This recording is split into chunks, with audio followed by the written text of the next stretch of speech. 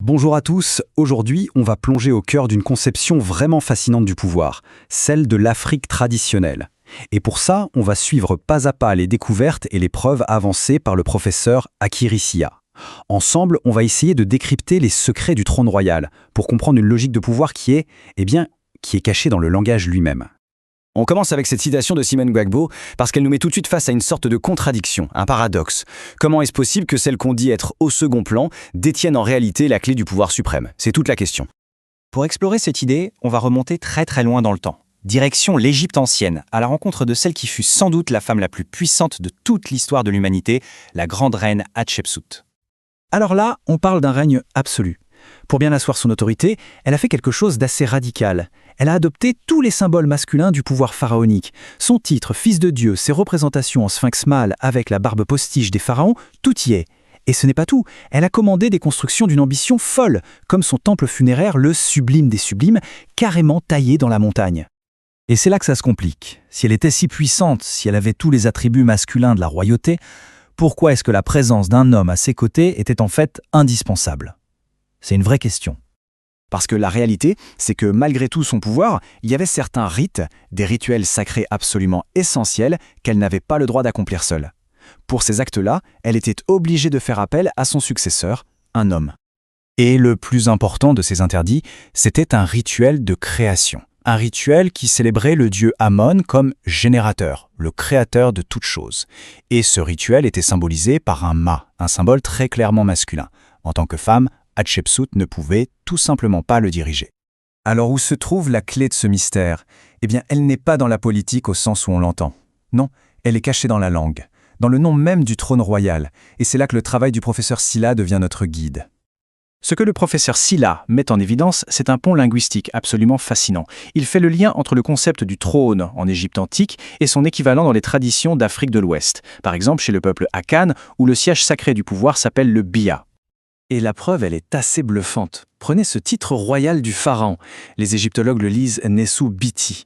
Mais dans la tradition Akan, on le comprend comme Sese Bia, ce qui nous ramène directement à leur fameux tabouret sacré, le Bia. Le lien est là, sous nos yeux, dans les mots. Cette façon de voir les choses, elle repose sur un principe fondamental de la pensée traditionnelle africaine. Un principe que le professeur Sia expose très clairement. Si deux choses portent le même nom, ce n'est jamais un hasard. Non. Ça révèle qu'elles partagent une nature commune, une essence profonde. C'est ce qu'on appelle le principe d'analogie.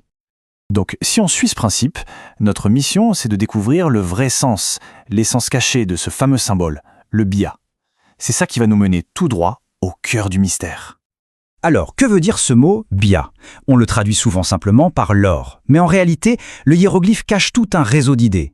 Il renvoie à l'eau, à l'idée de nager, à quelque chose qui contient, comme une corbeille, et, point crucial, à l'utérus et à l'acte de donner la vie. La question devient alors évidente, non? Quel est le seul et unique concept qui peut rassembler tout ça? L'or, le fait de nager, l'idée d'un récipient et l'accouchement.